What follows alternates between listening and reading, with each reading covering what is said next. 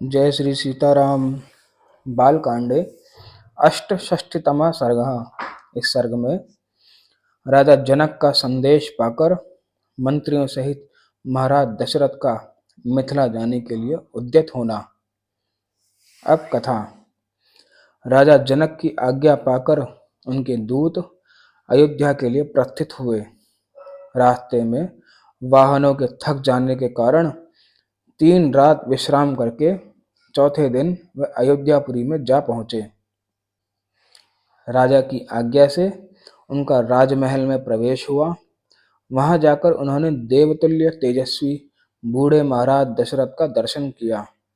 उन सभी दूतों ने दोनों हाथ जोड़कर निर्भय हो राजा से मधुर वाणी में यह विनय युक्त बात कही।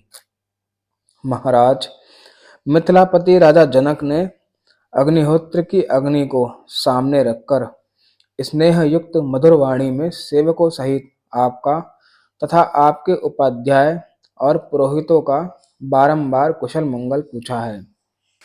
इस प्रकार व्यग्रता रहित कुशल पूछकर मिथिलापति विदेहराज ने महर्षि विश्वामित्र की आज्ञा से आपको यह संदेश दिया है।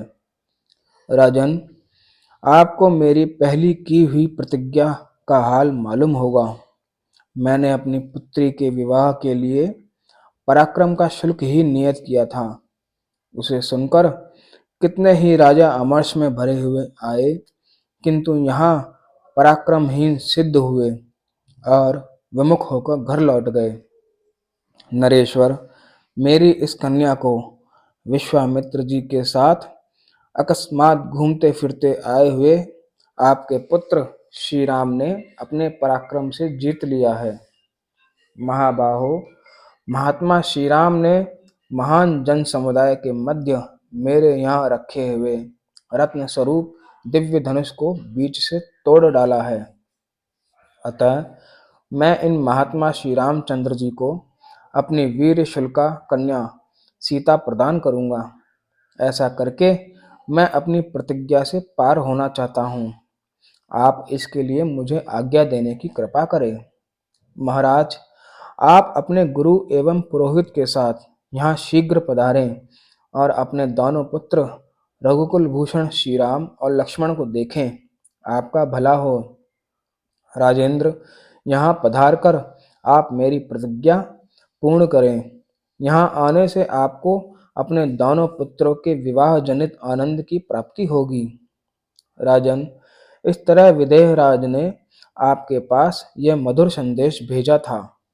इसके लिए उन्हें विश्वामित्र जी की आज्ञा और शतानंद जी की सम्मति भी प्राप्त हुई थी। संदेशवाहक मंत्रियों का यह वचन सुनकर राजा दशरथ बड़े प्रसन्न हुए।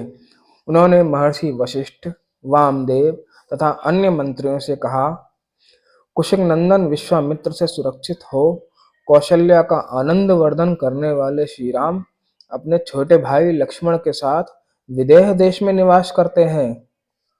वहां महात्मा राजा जनक ने कुकुस्त कुलभूषण श्री राम के पराक्रम को प्रत्यक्ष देखा है। इसीलिए वे अपनी पुत्री सीता का विवाह रघुकुल रत्न राम के साथ करना चाहते हैं। यदि आप लोगों की रुचि एवं सम्मति हो तो हम लोग शीघ्र ही महात्मा जनक की मिथिलापुरी को चलें। इसमें विलंब न हो। यह सुनकर समस्त महर्षियों सहित मंत्रियों ने बहुत अच्छा कहकर एक स्वर से चलने की सम्मति दी। राजा बड़े प्रसन्न हुए और मंत्रियों से बोले, कल सवेरे ही यात्रा कर देनी चाहिए। महाराज दशरथ के सभी मंत्री समस्त सद्गुणों से संपन्न थे। राजा ने उनका बड़ा सत्कार किया।